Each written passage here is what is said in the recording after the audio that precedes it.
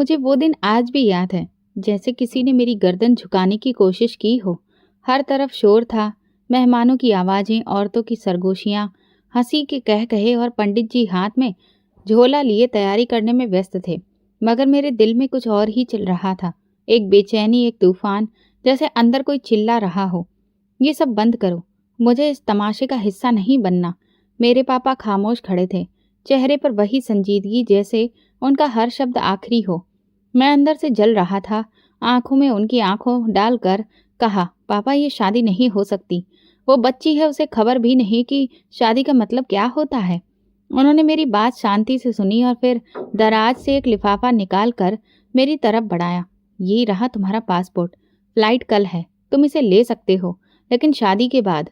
मैंने वो कागज जैसे जहर की तरह हाथ में लिया। आप मेरी जिंदगी बर्बाद कर रहे हैं, उन्होंने साफ शब्दों में जवाब दिया। हम अपनी इज्जत बचा रहे हैं। वो अनाथ लड़की है, उसे किसी की नजर ना लगे, इससे पहले हम चाहेंगे कि वो शादीशुदा कहलाए। मैं दांत पीस कर रह गया। कोई दलील, कोई आवाज, कुछ भी उनके फैसले को हिला ना सका। और फिर वो लम्हा आया जब मेरे हाथ में उसका हाथ रख दिया गया। मेरे बगल में एक मासूम बच्ची सिर झुकाए बैठी थी, लाल रंग के जोड़े में अपनी उंगलियां मरोड़ती हुई। फिर पंडित जी की आवाज गूंजी, फेरे के लिए खड़े हो जाइए। मेरे पांव कांप गए, दिल जोर जोर से धड़कने लगा। लेकिन आखिरकार मैं उठकर खड़ा हो गया और धीरे धीरे चलना शुरू कर दिया। मुझे वो पल जहर की तरह याद है। ये क्या कर रहा हूं मैं? ये मेरी जिंदगी है, कोई खिलौना नहीं। लेकिन फिर सब कुछ हो चुका था। शादी पूरी हुई। वो लड़की खुशी से उछलती हुई कभी अपने गहने अपनी सहेलियों को दिखाती, तो कभी कमरे में दौड़कर अपना सामान समेटती, और मैं बस खामोश बैठा रहा। सबने जैसे अपना फर्ज निभा दिया। वो हंसती रही, शरारत करती रही। किसी ने नहीं देखा कि मैं अंदर से किस तरह टूट चुका हूँ। दादी ने मेरे कंधे पर हाथ रखा। अब तुम आराम से लंदन जाओ, सब भुला दो। मैंने उनकी तरफ देखा और सिर्फ इतना कहा, जो भुलाया जा सके वो कोई जख्म होता है, लेकिन ये तो एक जहर है। अगली सुबह मैं फ्लाइट के लिए रवाना हुआ। पासपोर्ट मेरे हाथ में था, मगर दिल कहीं पीछे रह गया था। प्लेन की खिड़की से नीचे झांक कर सोचा, एक दिन सब कुछ बदल जाएगा, और उस दिन मैं अपनी मर्जी का फैसला खुद करूंगा, किसी और का नहीं। लंदन पहुंचते ही मैंने खुद को सबसे दूर कर लिया। हर रिश्ता, हर याद, मैंने वो देश, वो लड़की, वो शादी, सब कुछ बंद करके किसी अंधेरे में दफन कर दिया था। शुरुआत में मुश्किल हुई। दिल बार बार पीछे घसीट लाने की कोशिश करता था, मगर जब तुम्हारा खून उबाल मार रहा हो और तुम्हें सिर्फ जीतने की लत हो, तो तुम पीछे देखना छोड़ देते हो। मैंने भी छोड़ दिया। पहले 6 महीने एक गंदे से अपार्टमेंट में गुजारे। ना वहां पर ठीक से लेटना आता था, ना बैठना, ना कोई ठीक से खाना। साथ में पढ़ाई, यूनिवर्सिटी का दबाव, नौकरी की तलाश और अकेलापन। मगर मैंने किसी के आगे हाथ नहीं फैलाया। जिन्होंने मुझे पीछे धकेला था, उन सबको एक दिन कुछ कर दिखाने की कसम खा ली थी। पहली नौकरी एक फूड बार में मिली। ग्लास धोता था, बर्तन उठाता था, झाड़ू लगाता था।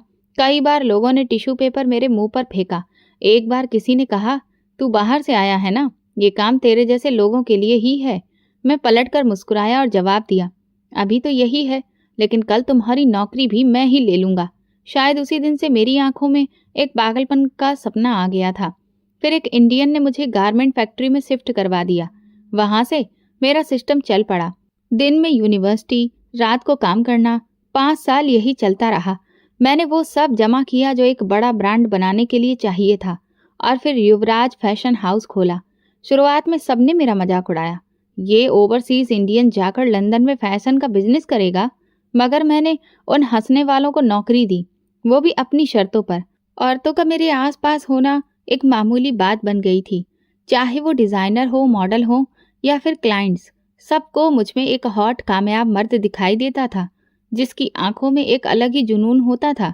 मैं दिल्लगी करता, बिस्तर बनाता, लेकिन जज्बात वो मेरे लिए मर चुके थे। एक बार किसी लड़की ने पूछा, do you believe in love? मैंने सिगरेट सुलगाई और कहा, love is just a marketing gimmick, it is the sale tag on a broken item. फिर मैंने खुद को चीज बना दिया, वो चीज जो महंगी थी, कीमती थी और किसी के लिए अफोर्ड करना बहुत मुश्किल थी। बिजनेस बढ़ता गया, मेरा चेहरा मैगजीन्स में आने लगा। शोरूम में लोग मेरी मौजूदगी की कीमत पर चीज खरीदने आते थे। हर कामयाबी मुझे उस वक्त की याद दिलाती जब मैंने अपनी शादी निभाने से इनकार करके यहाँ आया था। 12 साल गुजर चुके थे। एक रात मैं अपने पेंट हाउस की छत पर बैठा था, सिगरेट के धुएं में डूबा हुआ। नीचे शहर की रोशनियों का सैलाब था। मेरे फोन पर मैसेज आया, युवराज बेटा, दादाजी की तबीयत बहुत खराब है, शायद आखिरी मौका हो उनसे मिलने का। ये मेरी दादी का मैसेज था। कई पल मैं शांत बैठा रहा। दादाजी वही जिनकी मौजूदगी ही इस घर की बुनियाद थी, जिनकी खामोश नजरें हमेशा मुझ पर सख्ती करती थीं, मगर जिनके साए के बिना वो छत पूरी नहीं थी। मैंने सिगार बुझाया। 2 दिन बाद इंडिया की फ्लाइट बुक करवाई। बिना किसी को बताए मैं किसी इमोशनल रीयूनियन के लिए नहीं जा रहा था। मैं सिर्फ अपनी आखिरी पुकार पूरी करने जा रहा था। एयरपोर्ट पर कोई मुझे लेने नहीं आया। मैं खुद गाड़ी लेकर दादाजी के पुराने घर पहुंचा। दरवाजा खोला तो वहां कुछ भी नहीं बदला था।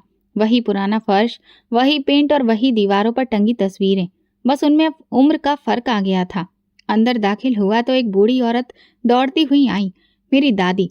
युवराज, मेरा बच्चा। उन्होंने मुझे गले लगा लिया, लेकिन मैं बिल्कुल सीधा खड़ा रहा।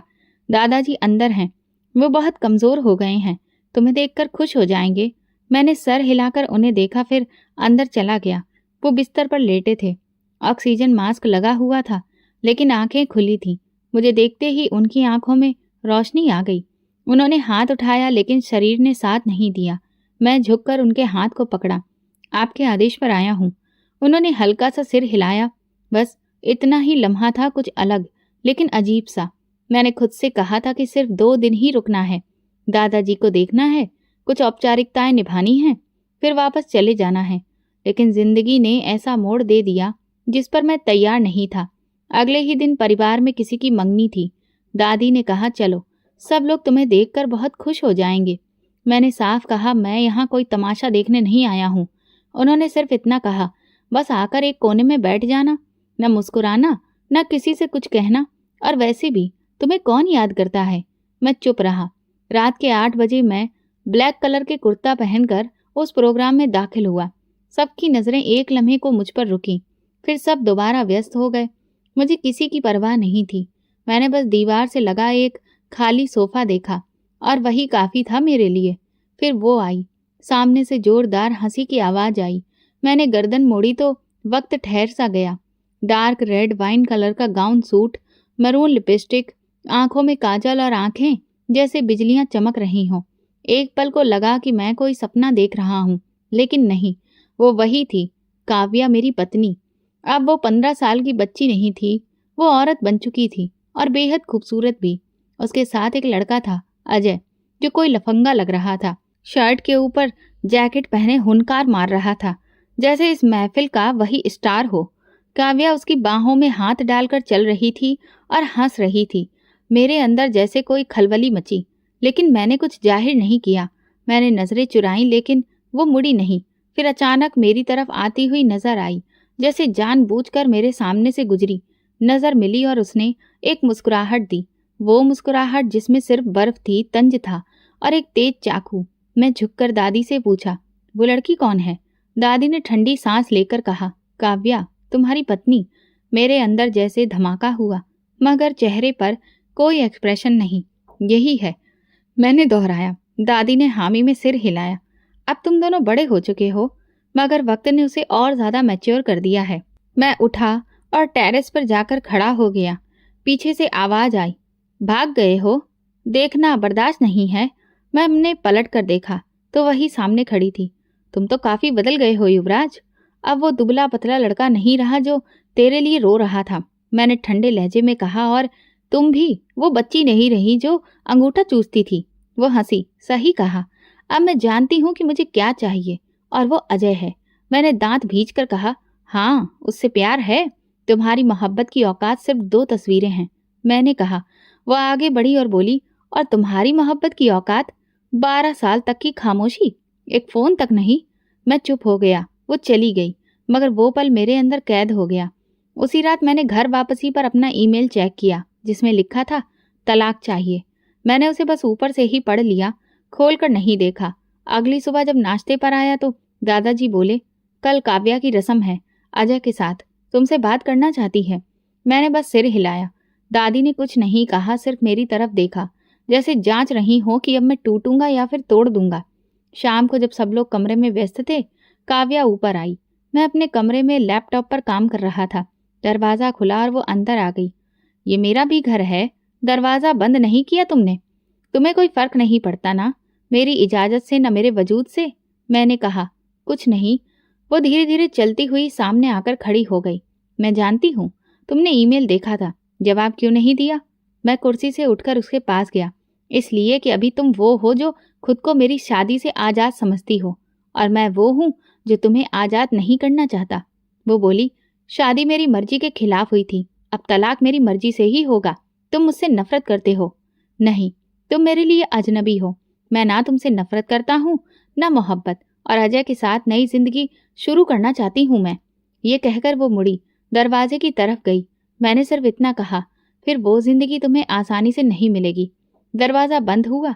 मैं वापस कुर्सी पर बैठा, लैपटॉप बंद किया, आंखें बंद की, और उसकी वो मुस्कुराहट, उसकी वो आंखें, उसका गुरूर, सब मेरी नज़रों के सामने था। मैं जानता था अब खेल मेरे हाथ से निकलने लगा है, मगर खेल अभी ख़त्म नहीं हुआ था। ये शुरुआत थी। मेरा जख्म, मेरी जीत और उसका गुरूर, ये जंग मेरी मर्जी से खत्म होगी। मैंने भी फैसला कर लिया था, उसे नज़रअंदाज करूंगा। जितना ज़्यादा वो दिखने की कोशिश करे, उसे उतना ही उसके हाल पर छोड़ दूंगा। न कोई बात, न कोई नज़र। वो दिन में दादाजी के पास बैठी औरतों के साथ हंसती, शाम को अजय के साथ लॉन में चहलकदमी करती। मैं छत से कॉफ़ी के कप के साथ नीचे उन्हें देखता, जैसे कोई पुरानी फिल्म बार बार चल रही हो। मैं जानबूझकर नाश्ते के वक्त देर से नीचे आता। वो उठ चुकी होती या अजय के साथ किसी कोने में बातें कर रही होती। घर में सब लोग नॉर्मल थे, जैसे कुछ हुआ ही नहीं, जैसे मेरा यही होना बस एक मेहमान की तरह है। दादाजी की हालत दिन ब दिन बिगड़ रही थी, लेकिन उनके शब्द अभी भी वजनदार थे।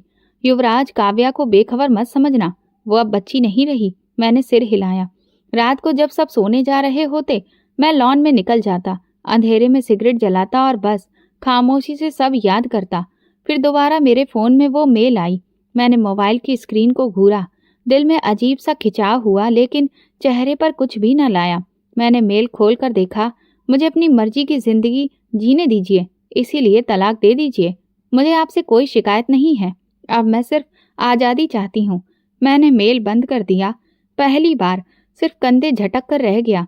अगले दिन जब अजय की गाड़ी आकर काव्या को लेने आई, वो फ्रंट सीट पर बैठकर हंसी। जाते वक्त मेरी तरफ देखा। मेरी नज़र उसके चेहरे से हटी नहीं, मगर मैं जाहिर कुछ नहीं किया, सिर्फ अंदर से दांत भींचे और लॉन में पकड़ा हुआ कप फेंक दिया। फिर एक और मेल आया, फिर एक और, हर रोज वही लाइन, तलाक चाहिए। मैंने कोई जवाब नहीं दिया, न डिलीट किया, न रिप्लाई दिया, बस देखा, बंद किया और खुद को व्यस्त कर लिया। फिर एक दिन शाम को जब मैं किचन में दाखिल हुआ, तो वो वहाँ मौजूद थी, एक हाथ में चम्मच और दूसरे में मोबाइल। मुझे देखकर वो रुक गई, लेकिन तुरंत खुद पर काबू पाया। मैंने कुछ नहीं कहा, फिर से पानी निकाला और जाने लगा। युवराज, उसने आवाज़ दी। मैं रुका, लेकिन पलटा नहीं। ईमेल देखी थी? मैं खामोश रहा। जवाब क्यों नहीं देते? मैंने धीरे से कहा। कभी कभी खामोशी ही जवाब होती है। वो चुप हो गई। समझती हो ना क्या कह रहा हूँ?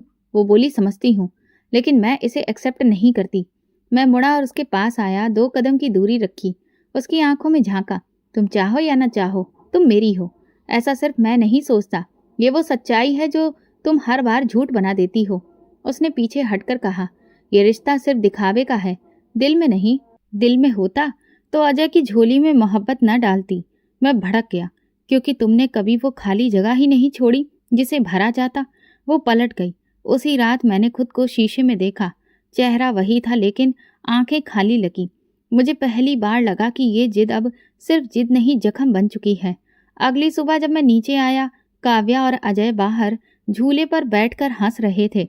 अजय ने मेरी तरफ देखकर कुछ कहा, शायद कोई बात दोहराई। काव्या हंसी। मैंने उनके बीच वो चीज़ देखी जो मेरे और उसके बीच कभी नहीं आई। फिर वे दोनों उठे और गेट की तरफ बढ़ने लगे। मेरे दिल में अजीब सी बेचैनी बढ़ती जा रही थी। घर की फिजा बदली सी थी। 2 दिन से सब लोग अजीब सी खुशी में घूम रहे थे, जैसे कोई बड़ी खबर हो। मैं खामोशी से सबका चेहरा पढ़ता रहा, मगर किसी ने कुछ बताया नहीं। खाने के टेबल पर भी मुस्कुराहटें थीं और बात बार बार अजय की तरफ मुड़ती थी और काव्या वो एक नई तरह से ही चमक रही थी। शाम को जब मैं लॉन में आया तो घर वाले अपनी ही बातों में व्यस्त थे। तभी छोटी चाची ने कहा, युवराज तुम्हें बताया नहीं, काव्या की मंगनी अजय से फिक्स हो गई है। अगले हफ्ते रस्म है। मेरा हाथ रुक गया, कप गिरने ही वाला था कि मैंने थाम लिया। गले में जैसे कांटे आ गए। नहीं, मुझे किसी ने नहीं बताया, क्योंकि उन्हें लगा कि अब मैं पराया हूँ। ऊपर आया, कमरे में दरवाज़ा बंद किया, मोबाइल उठाया, मेल चेक किया। नया मेल था। मैं अब मंगनी करने वाली हूँ अजय से। अब बात आगे बढ़ गई है। तलाक के कागज जल्दी भेज दो। मैंने फ़ोन दीवार पर दे मारा। वक्त जैसे रुक गया हो, अंदर कुछ उबलने लगा था। शावर चलाया पूरे प्रेशर पर। मैं खुद को जैसे ही बहते पानी के नीचे फेंक दिया, मगर सुकून नहीं आया। ना आंखें बंद हो सकी, न दिल ने खामोश रहने की इजाज़त दी। तौलिया लपेट कर बाथरूम से निकला तो वो वहाँ बैठी थी, मेरे बेड के कोने पर, सफ़ेद कमीज़ में, दोनों हाथों की उंगलियां मरोड़ते हुए। एक लम्हा लगा समझने में कि वो हकीकत है या कोई सपना। मैंने कदम धीरे धीरे रखे और उसके सामने जाकर खड़ा हो गया। वो चौंकी, नजरें झुकाई, फिर झटके से पलटी। क्या बेशर्मी की हद है, कपड़े तो पहन लेते कम से कम। मैं हंसने लगा। भूल रही हो, मैं अपने कमरे में हूँ और तुम हो, जाओ यहाँ से। चुपके से आ गई हो और अब मुझे भाषण दे रही हो। दरवाज़ा बंद नहीं था तो मैं समझी कि शायद कोई नहीं है। वो बोलते बोलते रुक गई। मैं एक कदम और आगे बढ़ा। तुम जानती थी कि मैं यहाँ हूँ। तुम चाहती थी कि मैं तुम्हें इस तरह देखूं, ऐसा सोचूं और फिर मैं भड़कूं। बकवास बंद करो। मैं सिर्फ बात करने आई हूँ, मंगनी के बारे में बताने या फिर झूठ की सफाई देने। मैं घुर्राया। वो खड़ी हुई, आंखों में चमक आ गई। हाँ, झूठ था। खुश हो गए ना? तुम्हें सिर्फ जलाने के लिए कहा था, ताकि तुम सच में कोई फैसला लो। मेरे अंदर जैसे बिजली सी दौड़ गई। तो अब मान लिया कि अजय सिर्फ तुम्हारी जिद का हथियार है? हाँ, क्योंकि तुमने कभी मेरी सच्चाई सुनने की कोशिश ही नहीं की। हमेशा खामोश, बेपरवाह। वो चिल्लाई। मैंने उसकी बाजू पकड़ी, उसे दीवार से लगाया और पास जाकर धीमी आवाज में कहा, बेशरम, तुम मेरी पत्नी हो। तुम्हें देखने के लिए मुझे इजाजत की जरूरत नहीं। छोड़ो मुझे। वो जोर से धक्का देती हुई आगे बढ़ी, लेकिन मैं पीछे नहीं हटा। तो फिर क्यों आई थी कमरे में? अगर झूठ से कोई जीत नहीं होनी थी, ये सब क्यों किया? क्योंकि मुझे जानना था कि तुम्हें कोई फर्क पड़ता भी है या नहीं। मेरे हाथ खुद ब खुद धीमे पड़ गए। वो तुरंत दीवार से हटकर पीछे हो गई। बोली, अब साफ हो गया है कि तुम्हें बस कब्जा चाहिए, जज्बा नहीं। तुम मालिक बनना चाहते हो, साथी नहीं। मैंने गहरी सांस ली।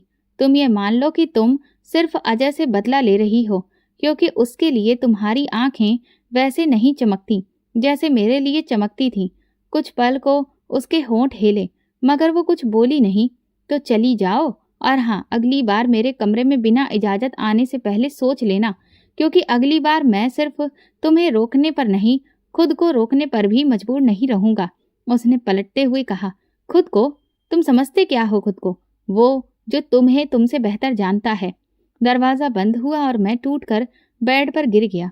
ये कोई साधारण झगड़ा नहीं था, ये जंग का पहला वार था और अब मुझे हारना नहीं था, चाहे कुछ भी करना पड़े। उसके जाने के बाद कमरे की खामोशी बहुत भारी लगने लगी थी। मेरी उंगलियां दीवार पर लगातार चल रही थीं, जैसे किसी अंदरूनी जंग का नक्शा बना रहा हूँ। मैं जानता था ये जो कुछ हुआ मामूली नहीं था। वो सिर्फ मुझे भड़काने नहीं आई थी, वो खुद भी अंदर से टूट रही थी। लेकिन एक बात तय थी, अब यह खेल दो तरफ का हो चुका था। अगली सुबह नाश्ते पर कोई जिक्र नहीं हुआ। वो सामने वाली कुर्सी पर बैठी थी, जैसे कुछ हुआ ही ना हो। आंखों में ठंडक, चेहरे पर खामोश तंज और लहजे में वो गूंज जो मुझे बेचैन कर देती थी। मैंने भी जाहिर किया जैसे कल कुछ भी नहीं बिगड़ा, लेकिन अंदर से हर पल मेरी सांसों में खरोंच पड़ रही थी। दोपहर को मैं बाहर निकला तो लॉन में वो अजय के साथ बैठी हुई दिखी। उसके हाथ में चाय का कप था और वो कुछ बोल रही थी, जिस पर अजय बार बार ठहाके लगा रहा था। मैंने उसके चेहरे की तरफ देखा और मुझे लगा कि वो जानबूझकर जोर जोर से हंस रही है, जैसे मेरी तरफ भेज रही हो हर हंसी, हर लम्हा, हर नज़र। जब दोनों अंदर दाखिल हुए तो मैं रास्ते में खड़ा था। वो मेरे पास से गुजरी, गर्दन ऊंची किए बिना किसी झिझक के। मैंने आवाज़ दी, काव्या। वो रुकी। अजय कुछ बोलने की कोशिश करने ही वाला था कि मैंने उसकी तरफ देखा और वो चुप हो गया। कुछ जरूरी बात है, अकेले में, मैंने सख्त लहजे में कहा। अजय ने काव्या की तरफ देखा। वो थोड़ी देर मुझे घूरती रही, फिर बोली, ठीक है, आती हूँ। मैं सीढ़ियाँ चढ़कर चला गया। दिल की धड़कन तेज हो रही थी। 5 मिनट के बाद दरवाज़ा खुला। वो अंदर आई, सफ़ेद कुर्ती में, बाल खुले हुए, वही चमक, वही जिद। क्या है? मैं पलटा, उसकी तरफ कदम बढ़ाए। तुम क्या चाहती हो? साफ कह चुकी हूँ, अजय से शादी, तुमसे आज़ादी। और अगर मैं वो आज़ादी ना दूँ तो फिर मैं खुद ले लूँगी। वो आगे बढ़ी। भगोड़ी, अदालत जाओगी या कोई और ड्रामा करोगी? मैंने तंज भरे अंदाज में कहा। तुम ड्रामा समझते हो मेरी जिंदगी को? तुम सिर्फ मेरी जिंदगी का एक धब्बा हो जो मैं मिटा देना चाहती हूँ। मैं आगे बढ़ा, गुस्से से उसकी बाजू को पकड़ा और एक झटके से उसे दीवार से लगा दिया। वो चौंक गई, पलकें तेज झपकाई, मगर आंखों में डर नहीं था, बस वही खामोशी। मैं उसके बिल्कुल करीब होकर बोला, क्या समझकर खेल रही हो? मेरा सब्र आजमाना बंद करो। ये जबरदस्ती है। उसकी आवाज भर आई। हाँ, वही जबरदस्ती जो तुम कर रही हो, मेरी बर्दाश्त के साथ, मेरी हदों के साथ। मैंने जोर से कहा, तुम कुछ भी कर लो, अब मैं तुम्हें नहीं चाहती। उसने कहा, मगर आवाज कमजोर थी। और तुम मेरे अंदर की वो आग हो जो जलाए बिना चैन नहीं लेने देती। मैंने उसके चेहरे के बिल्कुल करीब जाकर कहा। वो कल की तरह पलटी, फिर एकदम जोर से मुझे धक्का दिया। तुम्हें लगता है तुम जीत रहे हो? नहीं युवराज, तुम हार चुके हो, क्योंकि तुम्हें तुम्हारी जगह याद दिलाने वाली औरत अब तुम्हारे काबू में नहीं है। मैं खामोश हो गया, उसे जाता देखता रहा। दरवाज़ा बंद हुआ। मैंने दीवार पर मुक्का मारा। उसी समय समझ आया, ये लड़ाई सिर्फ शब्दों की नहीं रही, अब ये पूरी जंग है, अधिकार की। और उसे आज की जो वो हर रोज़ मेरे अंदर बढ़ती जा रही थी। लेकिन मैं ये जंग किसी कीमत पर हारने वाला नहीं था। उस दिन के बाद मैंने खुद को थोड़ा पीछे कर लिया, कुछ भी जाहिर नहीं होने दिया, जैसे कुछ हुआ ही नहीं। वो अपनी रोज़मर्रा की तरह चलती रही और मैं बस देखता रहा, मगर अंदर एक सनसनी फैल चुकी थी। कुछ खटक रहा था, कोई बात, कोई अंदाज, अजय का लहजा, उसका व्यवहार, सब कुछ। बात पूरी तरह से साफ तब हुई जब एक रात मैं गुजर रहा था और सामने वाली दीवार के पास रोशनी कम थी, लेकिन आवाज़ साफ थी। काव्या अजय के साथ खड़ी थी, कुछ संजीदगी से बात कर रही थी। मैं रुक गया। आवाज़ धीमी थी, लेकिन हर बात तीर की तरह दिल में लग रही थी।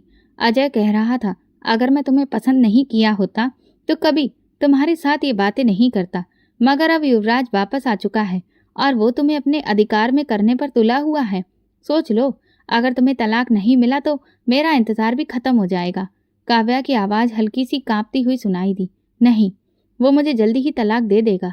तुम्हें मुझ पर भरोसा नहीं है? अजय ने हंसते हुए कहा। भरोसा?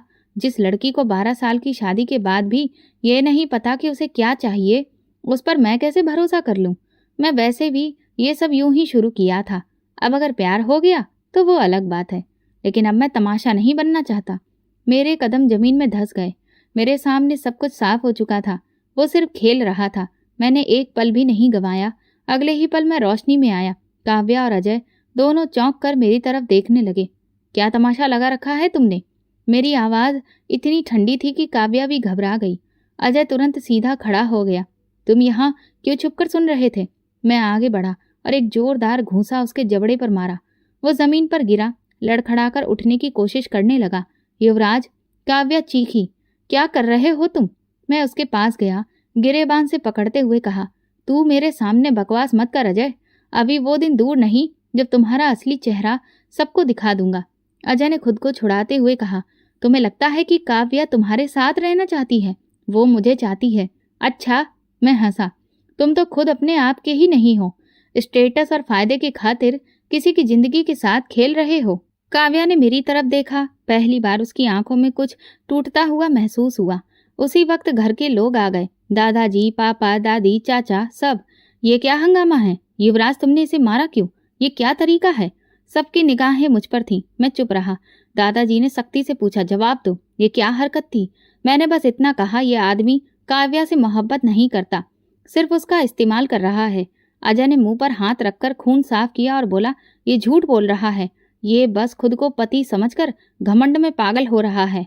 मैं सबूत दे सकता हूँ। मैंने मोबाइल निकाला, रिकॉर्डिंग ऑन की जिसमें अजय की सारी बातें थीं। पूरा घर जैसे पत्थर का हो गया। सब चुप। कमरे में सन्नाटा छा गया। अजय नजरें चुराकर बाहर निकल गया। दादाजी ने धीरे से कहा, सब बाहर जाइए। सब लोग निकल गए, सिर्फ मैं और काव्या रह गए।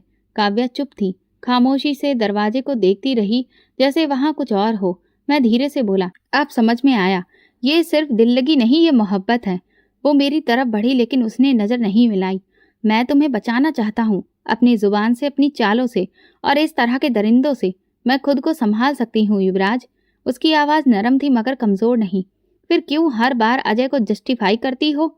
वो कुछ देर खामोश रही, फिर बोली, क्योंकि मैं तुम पर यकीन नहीं कर सकती थी। तुमने कभी वो बात ही नहीं की जो यकीन पैदा करे। मैं आगे बढ़ा, धीरे से उसके करीब जाकर कहा, ये जो अभी किया सिर्फ किसी पति होने के नाते नहीं, एक मर्द होने के नाते किया है।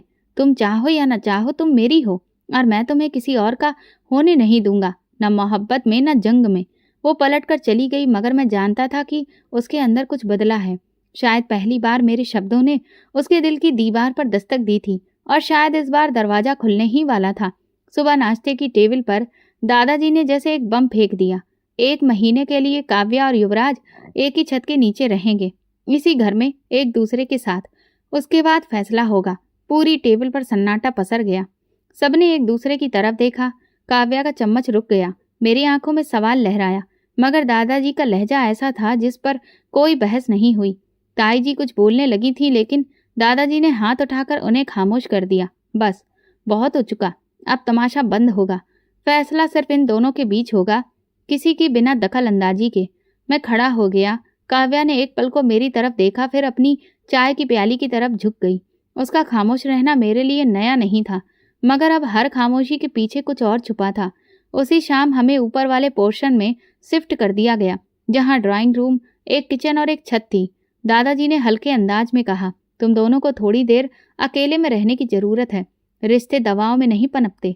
ऊपर आते ही कमरे का दरवाजा खोलते हुए मैंने आवाज दी, दरवाजा खुला रखना।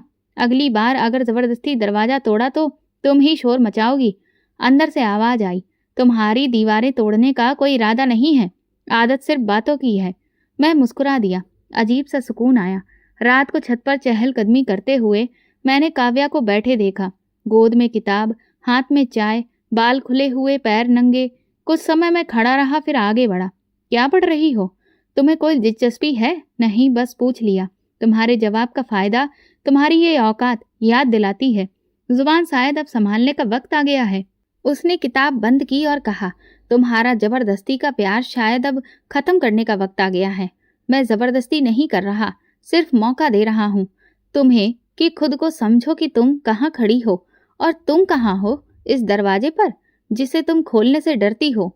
उसने कुछ नहीं कहा, चाय की प्याली उठाई और नीचे चली गई। अगले दिन बारिश हुई, तेज, लगातार। बिजली भी चली गई। घर के सब लोग नीचे थे और हम दोनों ऊपर, एक ही छत के नीचे। मैं किचन में चाय बना रही थी। उसे ऑफर की तो वो खामोशी से प्याली लेकर बैठ गई। तुम्हें चाय बनाना कब आया? जब कोई तुम्हें चाय बनाकर ना दे तब खुद सीखनी पड़ती है, और जब कोई तुम्हें रिश्ता देकर छोड़ दे तब भी खुद को संभालना पड़ता है। तभी तो कहता हूँ अब छोड़ने नहीं, निभाने आया हूँ। बहुत देर कर दी तुमने। देर तब होती है जब कोई लौटता नहीं। वो चुप हो गई। उसी रात मैंने लॉन्ज में सोफे पर सोने का फैसला किया। वो कमरे में बंद थी। मैंने सोचा शायद शांति रहे। रात के तकरीबन 3 बजे मैं पानी पीने उठा। रोशनी जल रही थी। दरवाजा थोड़ा सा खुला था। काव्या बैठकर रो रही थी। मैं रुक गया। बिना आवाज के देखा, उसके हाथ में फोन था और स्क्रीन पर अजय का नाम, लेकिन वो कॉल नहीं कर रही थी, बस उसका नंबर देख रही थी, जैसे कुछ सोच रही हो। मैं वापस पलट गया। कोई दरवाजा खटखटाना मुनासिब नहीं लगा। अगली सुबह आम दिनों की तरह ही खामोश थी। नाश्ते पर कुछ नहीं कहा। किचन में बर्तन धोते हुए मैंने पूछा, अजय का क्या हाल है? उसने हाथ रोककर मेरी तरफ देखा। क्यों पूछ रहे हो? जलन है या हमदर्दी? बस जानना चाहता हूँ। तुम अभी भी उसी तरफ हो या वापस सोचने का वक्त आया है? मैंने उसे सोचना भी बंद कर दिया है। बस जो होना है होने दो। तो फिर तुम रहो, मैं देखता हूँ कैसे अपने फैसले के साथ अकेला छोड़ती हो। युवराज। वो रुकी। पहली बार मेरा नाम वैसे पुकारा जैसे बरसों से नहीं पुकारा था। मैं पलटा। क्या कभी तुम्हें पछतावा हुआ? मैं रोज हर रात पछतावे में ही जीती रही, पर पछतावे की कीमत तुमने चुकाई है, मैंने नहीं। इसीलिए अब तुम्हें अपनी कीमत दिलाने याद आया हूँ। वो कुछ देर तक मुझे देखती रही, फिर पलट गई। हम 1 महीने की इस कैद में जैसे रोज थोड़े थोड़े बदलने लगे थे। चाय के कप टकराते थे, नजरें मिलती थीं, बातें कटती थीं और खामोशी एक अलग जुबान बोलती थी। ये कैद अब सजा नहीं, नजदीकियां बनने लगी थी और मुझे यकीन था अब की बार दरवाजा खुलने ही वाला है। 5 दिन हो चुके थे। हम एक दूसरे से बात करते थे, लेकिन सिर्फ ताने फेंकने के लिए। किसी दिन चाय पर झगड़ा, किसी दिन खाने पर। हर छोटी बात पर जुबान की चोट बढ़ती जा रही थी। अभी एक उलझन में बदलने लगी थी। उसी शाम वो मेरे सामने आकर खड़ी हो गई, जैसे कुछ कहने की हिम्मत जमा की हो। मैं वापस नीचे जाना चाहती हूँ। क्यों? मैंने मोबाइल से नजरें हटाए बिना कहा। क्योंकि ये सब फिजूल है। 1 महीने की जबरदस्ती से कोई रिश्ता ठीक नहीं होता। तुम्हें लगता है मेरी खामोशी कमजोरी है? नहीं, मैं सिर्फ बर्दाश्त कर रही हूँ खत्म करने के लिए। मैंने आंखें घुमाकर उसे देखा। बर्दाश्त तो मैं भी कर रहा हूँ तुम्हें। तुम्हारी बातें, तुम्हारी झूठी चालें, सब कुछ झूठ है ना? वो चिल्लाई। तुम्हें पता भी है मैं कितनी टूट चुकी हूँ? तुमने कभी पूछा? कभी जानना चाहा? मैं पूछूं? जब तुम्हें हर बार सिर्फ भागने की पड़ी हो, जब तुम्हारी जुबान पर सिर्फ अजय का नाम होता है, क्योंकि वो कम से कम मेरे एहसास का मजाक तो नहीं उड़ाता। उसे तो मेरी आंखों का भी मतलब नहीं पता, और मैं वो हूं जो तुम्हारी खामोशी पड़ता है। फिर भी तुम उसके साथ जाना चाहती हो? वो एक लम्हे को चुप रही, फिर बोली, हाँ, क्योंकि तुम्हारे साथ रहकर मरना इससे बेहतर है कि किसी और के साथ जीना सीखूं। मैं गुस्से में पानी का गिलास उठाकर दीवार पर दे मारा। जाओ, फिर तुम्हें रोकने की कोशिश भी नहीं करूंगा, कभी नहीं। न 12 साल पहले और न अब। तुमसे तो दुश्मन भी बेहतर होते हैं। वो चीख कर कमरे से निकल गई। दरवाजे की धमाकेदार आवाज कमरे में गूंज गई। मैं देर तक बैठा रहा, आंखें बंद की, सांस काबू में लाने की कोशिश की। कुछ भी सुकून नहीं दे रहा था। अगले दिन सुबह 6 बजे के करीब दरवाजे पर जोर जोर से दस्तक हुई। मेरी दादी की आवाज आई, युवराज, जल्दी नीचे आओ, काव्या का एक्सीडेंट हो गया है। मेरे पैरों तले से जमीन खिसक गई। मैं बिना कुछ पहने सिर्फ चप्पल डालकर दौड़ता हुआ नीचे आया। सब घरवाले परेशान थे। अजय भी मौजूद था, लेकिन खामोश, दीवार से लगा हुआ। कहाँ है वो? कहाँ लेकर गए? मेरी आवाज भर्रा गई थी। वो बाहर गई थी और उसकी कार स्लिप कर गई। बाहर बारिश हो रही थी। मेरी बहन की जुबान लड़खड़ा रही थी। मैंने किसी की बात नहीं सुनी, गाड़ी निकाली और तेजी से अस्पताल की तरफ दौड़ा। बारिश अभी भी हो रही थी। हर कतरा जैसे मेरे शरीर में सुराख कर रहा था। अस्पताल पहुंचा, नर्स ने रोका, लेकिन मैं अंदर चला गया। वो इमरजेंसी रूम में थी। माथे पर पट्टी, बाजू पर बैंडेज और आंखें बंद। मैं दरवाजे के बाहर खड़ा रहा। किसी का भी सामना करने के काबिल नहीं था। कुछ देर बाद जब अंदर जाने की इजाजत मिली, मैं धीरे से अंदर दाखिल हुआ। बेड के पास जाकर बैठा, उसका हाथ पकड़ लिया। अगर तुम चली गई तो मैं भी तुम्हारे साथ खत्म हो जाऊंगा। उसके हाथों में हल्की सी हरकत हुई। मैं चौंका। उसने धीरे से आंखें खोली। आंखें बेहोशी से भरी थीं, आवाज धीमी। तो फिर रुक क्यों गए थे इतने साल? रुक क्यों गए थे युवराज? तुम क्यों नहीं आए जब मैं तुम्हारी एक तस्वीर देखकर सोई थी, जब मैं तुम्हारे हर लेटर के इंतजार में बड़ी हो रही थी? मैंने उसके हाथ पर होंठ रख दिए, क्योंकि मैं बुजदिल था, क्योंकि मैं खुद से भाग गया और तुम्हें भी अपने साथ ले गया। अब क्यों आए हो? क्योंकि अब खुद से और तुमसे भागने की हिम्मत नहीं है। वो आंखें बंद करके लेटी रही, लेकिन हाथ मेरे हाथ पर सख्ती से बंद हो गया। मेरी आंखों से वे आंसू गिरे जिन्हें मैं बरसों से रोक रहा था।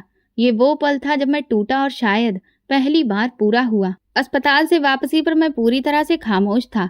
रास्ता, बारिश, गाड़ी की वाइब्रेशन, सब कुछ गूंगा हो गया था। काव्या होश में थी। डॉक्टर ने कहा था कि खतरा टल गया है, लेकिन मेरे अंदर जो कुछ चुप था वो अब बोलने पर मजबूर हो रहा था। रात का खाना नीचे रखा गया, लेकिन मुझे भूख नहीं थी। दादाजी ने इशारे से बुलाया। मैं बिना कोई सवाल किए उनके कमरे में गया। वो लेटे थे, कमजोर, लेकिन उनकी आंखें रोशन थीं। बैठो युवराज। मैं उनके सामने फर्श पर बैठ गया, जैसे कोई बच्चा अपने जुर्म का कबूलनामा करने आया हो। उन्होंने मेरी तरफ देखा, हल्का सा मुस्कुराए। बहुत कुछ हो चुका है ना? तुम टूटे हो, लेकिन ये टूटना जरूरी था, वरना तुम कभी समझते नहीं। मैं खामोश रहा। मुझे हमेशा यही लगा कि तुम्हें मजबूर किया गया, एक शादी में बांधकर तुमसे तुम्हारी जिंदगी छीन ली गई। लेकिन तुमने ये कभी नहीं पूछा कि वो शादी क्यों हुई। मैंने धीरे से सिर उठाया। उनकी नजर सीधी मेरी आंखों में थी। तुम्हारी माँ युवराज, वो कभी ज्यादा बोलती नहीं थी, जज्बात अंदर रखती थी, मगर एक बात वो बार बार कहती थी अपनी दुआ में अपने भगवान से, कि उसकी सबसे अच्छी सहेली की बेटी उसके बेटे की पत्नी बने। मेरे गले में कुछ फंस गया। काव्या, तुम्हारी शादी में सिर्फ रिवाज नहीं था, वो तुम्हारी माँ की आखिरी इच्छा थी। उसने अपनी सहेली की बेटी को अपनी बहू बनाने की प्रार्थना की थी। वो चाहती थी कि तुम्हें एक ऐसी लड़की मिले जो उसकी आंखों से देखी हुई हो, जिसमें वो अपनी परछाई समझती हो। मैं घबराकर नजरें चुरा ली। तुम्हारी माँ ने अपनी सहेली और उसके पति के देहांत के बाद काव्या की पूरी जिम्मेदारी ली थी, और फिर तुम्हारी माँ के देहांत के वक्त उसकी जुबान पर सिर्फ 2 शब्द थे, युवराज की शादी काव्या से। मेरे सीने में जैसे कुछ धड़कना बंद हो गया, इसीलिए हमने शादी की। उस वक्त हमें लगा कि तुम्हारे लिए ये बेहतर है, तुम दोनों एक दूसरे को वक्त के साथ समझोगे, लेकिन हम भूल गए थे कि रिश्ते सिर्फ इच्छा से नहीं बनते, उनमें वक्त, एहसास और सच्चाई डालनी पड़ती है। और वो सच मुझे अब बताया गया। मेरी आवाज़ भीग चुकी थी। अब वक्त आ गया है जानने का। तुम समझ चुके हो कि रिश्ता कितना नाजुक होता है। अब इस रिश्ते की असली जड़ जानना जरूरी था। मैं कुर्सी की पीठ पर टेक गया, आंखें बंद कर ली। मेरी माँ, काव्या, सब कुछ एक नया मतलब ले चुका था। मैं वापस ऊपर आया। कमरे की लाइट बंद थी। मैं खामोशी से काव्या के कमरे के दरवाजे के पास गया। दरवाज़ा खुला था। वो बिस्तर पर लेटी थी, आंखें खुली थी, सोई नहीं थी। नींद नहीं आ रही? पानी चाहिए? नहीं। मैं अंदर आ गया, कुर्सी पर बैठ गया। क्या हुआ? दादाजी से बात हुई। वो थोड़ा सीधी हुई। क्या कहा उन्होंने? मैंने गहरी सांस ली। पता चला तुम मेरी किस्मत में यूं ही नहीं आई। तुम्हें मेरे लिए मांगा गया था। मेरी माँ की आखिरी प्रार्थना तुम थी। वो पल के झपकाने लगी, जैसे कुछ सुनने से डर रही हो। मुझे लगा था ये सब बस इत्तेफाक है, ये जबरदस्ती है, लेकिन नहीं। तुम वो ख्वाहिश हो जो मेरे लिए लिखी गई थी। सिर्फ मैं दिल से समझा। उसकी आंखों में नमी चमकी। तो अब क्या करोगे? अब वो सब वापस दूंगा जो तुमसे छीना गया। वक्त, जगह, अधिकार और इज्जत। वो चुप रही, फिर धीरे से बोली, मैं चाहती थी कि तुम खुद समझो, किसी को बताना ना पड़े। तो मुझे खुद को साबित करने की जरूरत नहीं है काव्या। अब मैं खुद को साबित करूंगा। मैं उठा, कमरे से बाहर निकला। कदम धीरे धीरे सीढ़ियों की तरफ बढ़े, और हर कदम के साथ मैं ये जान चुका था कि अब ये रिश्ता सिर्फ मेरे गुरूर का नहीं, मेरी माँ के सपनों का भी कर्ज है। अब मुझे ये कर्ज दिल से चुकाना था। मेरी जिंदगी में पहली बार ऐसा हुआ था कि दिल को काबू में रखने की कोशिश में मैं खुद को ही खो रहा था। दादाजी से बात के बाद मैं हर ये यकीन लेकर काव्या के सामने गया था कि वो अब चुप नहीं रहेगी, सब कुछ साफ हो जाएगा। मगर जो जवाब मिला वो मेरे ख्वाब ख्यालों में भी नहीं था। काव्या मेरे सामने बैठी थी, चेहरे पर सुकून, लेकिन आंखों में वही जिद, वही खामोशी से चाय की चम्मच हिला रही थी, जैसे शब्दों को घुमा रही हो। कुछ कहना है? मैंने पूछा। हाँ। वो रुकी। तुम तब छोड़ गए थे, अब साथ चाहते हो? मैंने नजरें उसकी आंखों में गड़ा दी। पहले खुद बताओ, अपनी हेकड़ी तोड़ो और खुद को मेरे काबिल बनाकर दिखाओ। मेरे अंदर कुछ गहराई से बैठ गया। यानी अब तुम शर्त रखोगी? हाँ, क्योंकि तुमने अपनी मर्जी से रिश्ता तोड़ने की कोशिश की थी। अब उसे जोड़ने के लिए मेरी शर्तों पर चलोगे? क्या चाहती हो? मैंने भारी आवाज में कहा। सब कुछ, वो सब जो तुमने छीन लिया। वक्त, भरोसा। मैं खामोश हो गया। एक हफ्ते में तुम कोई भी नाराजगी नहीं दिखाओगे, कोई हुक्म नहीं चलाओगे, और ना मुझ पर गुस्सा करोगे। अब तुम इस हफ्ते को बर्दाश्त कर गए, तब सोचूंगी कि तुम बदल गए हो। ये सब ड्रामा लगता है? मैं यहाँ आया हूँ ड्रामा? तुमने 12 साल किया है। अब अगर एक हफ्ता तुम्हें इतना बड़ा लग रहा है तो ये रिश्ता तुम्हारे बस की बात नहीं। उसकी आवाज में वो शक्ति थी जिसने मुझे झुका दिया। ठीक है, मंजूर है। मैं उठा। तुम्हारे हर नियम पर खुद को रखूंगा और देखता हूँ कौन पहले टूटता है। अगला दिन अजीब सा गुजरा। मैंने खुद पर काबू रखा। हर छोटी बात पर कुछ कहने का मन किया, लेकिन मैं चुप रहा। वो रात को जानबूझकर लॉन्ज में मेरे बराबर वाले सोफे पर आकर बैठ गई। कल मेरी यूनिवर्सिटी में प्रेजेंटेशन है, तुम चलोगी साथ? चलूंगा, सिर्फ पति बनकर, चाहने की जरूरत नहीं है। ठीक है। उसने चौंक कर मेरी तरफ देखा। शायद मेरे लहजे में तंज ढूंढ रही थी, लेकिन कुछ मिला नहीं। अगले दिन मैं वक्त पर तैयार था, उसे लेने गया। दरवाजा खुला, वो आई, नजरें मिलाई, फिर झटक कर पीछे देखने लगी। गाड़ी में खामोशी रही। रास्ते में एक मोड़ पर वो बोली, मैं सच में चाहती थी कि अजय मुझे समझे, सुने, लेकिन अब लगता है कि तुमने सुनना शुरू किया है। अभी सिर्फ सुना है, समझना और अमल करना इसी हफ्ते में देख लेना। यूनिवर्सिटी में मैं पीछे खड़ा रहा। उसने अपना प्रेजेंटेशन दिया, सबने तालियां बजाईं। वो वापस आई और बोली, मुझे यकीन नहीं था कि तुम आओगे। मैंने वादा किया था। तुम वादा कम, भूल ज्यादा करते हो। अब नहीं भूलूंगा। अगले दिन वो बाजार गई, मैं साथ था। बैग्स उठाता रहा, कभी शॉपिंग बैग्स, कभी कपड़ों के सजेशन। वो पूछती रही, मैं जवाब देता रहा। फिर अचानक मेरी तरफ देखकर बोली, तुम सच में बदल रहे हो या बस एक्टिंग कर रहे हो? अगर एक्टिंग होती तो कब का फेल हो चुका होता। रात को खाने की टेबल पर वो खामोश थी। मैंने पूछा, खाने में कुछ पसंद नहीं आया? नहीं, सोच रही हूँ तुमने कुछ वापस छोड़ा है या दिल में अभी भी कुछ बाकी है। मैंने अपनी जिद, अपना गुरूर वहीं छोड़ दिया जहाँ तुम्हें पहली बार नज़रअंदाज किया था। अब सिर्फ तुम हो और तुम्हारा इम्तिहान। 5 दिन गुजर चुके थे। छठे दिन उसने नया सवाल किया। आज मेरे साथ चलो, कुछ बच्चों से मिलना है, डोनेशन देना है और काम संभालना है। चलो, कोई बहस नहीं, तुम जो कहोगी वही होगा। हम वहां पहुंचे। बच्चे खेल रहे थे, हंसी और किलकारियां गूंज रही थीं। एक बच्ची ने मुझसे कहा, अंकल आप भी मेरे पति बनोगे? मैं हंसा, नहीं बेटा, मैं तो पहले से ही बंधा हुआ हूँ। वो मैडम पीछे खड़ी थी, सब देख रही थी। वापसी पर गाड़ी में उसने कहा, शायद तुम वाकई बदल रहे हो। शायद नहीं, यकीन होना चाहिए। 7वां दिन शाम को वो मेरे पास आई। मेरे हाथ में किताब थी। उसने आकर छीन ली। युवराज, अगर तुम ना बदले होते तो मैं तुम्हें कभी दोबारा अपनी जिंदगी में ना लाती। लेकिन अब लगता है शायद मैं एक बार फिर वही लम्हा जीना चाहती हूँ जब शादी वाले दिन मेरे कांपते हाथों में तुम्हारा हाथ पकड़ाया गया था। मुझे लगा ये इम्तिहान सिर्फ पूरा नहीं हुआ बल्कि मैं पहली बार इसमें कामयाब भी हुआ। हफ्ता पूरा हुआ तो घर की फिजा में एक अलग सा सुकून फैल चुका था। वो छोटे छोटे पल, चाय की महक, उसकी आंखों में नरम चमक और मेरे अंदर पलटते हुए शब्द बदल चुके थे। कोई ऐलान नहीं हुआ, ना उसने हाँ कहा, ना मैंने दोबारा कुछ मांगा, मगर हमारे बीच जो खामोशी थी वो पूरी तरह से इकरार बन चुकी थी। दादाजी ने सबसे पहले बात की, अगर अभी भी कोई शक है तुम दोनों में तो उम्र भर की परेशानी मत सुनो, और नहीं तो इस शादी को पक्का करो। इस बार दिल से। मैंने उनके चेहरे की तरफ देखा। वो मेरे सामने बैठी थी, नजरें नहीं चुरा रही थी। वो पहली बार बिना आवाज के हाँ बोल चुकी थी। अगले दिन सब कुछ सादगी से तय हुआ। ना कोई बड़ी बारात, ना फिजूल की रस्में, सिर्फ करीबी लोग, खूबसूरत कपड़े, गुलाबों की हल्की खुशबू और वो पल जिसे मैं खुद से कई बार इनकार करता रहा था। आज वो मेरे सामने बैठी थी। आज मेरे चेहरे पर बरसों बाद सुकून आया था। जब शादी की एक एक रस्म निभाई तो दिल जोर जोर से धड़क रहा था। जब उसकी मांग में सिंदूर भरा, जब उसके गले में मंगलसूत्र पहनाया और जब उसका हाथ पकड़कर 7 फेरे लिए। उसने मेरा हाथ धीरे से पकड़ा जो बरसों पहले उसके छोटे हाथों से जोड़ दिया गया था, आज उसके वजूद के साथ बंध गया। मैंने हाथ मजबूती से पकड़ा। वो झुकी और धीरे से मेरे कान के पास आई। उसकी सांसें मेरे गले से टकराईं। अब की बार भी छोड़कर गए तो तुम्हें भूलने से पहले खुद को मार दूंगी। मेरे अंदर जैसे कुछ हिल गया। मैंने उसकी आंखों में देखा। वो वाकई हल्की सी कमजोर लग रही थी, मगर उसकी बात में सच्चाई छिपी थी।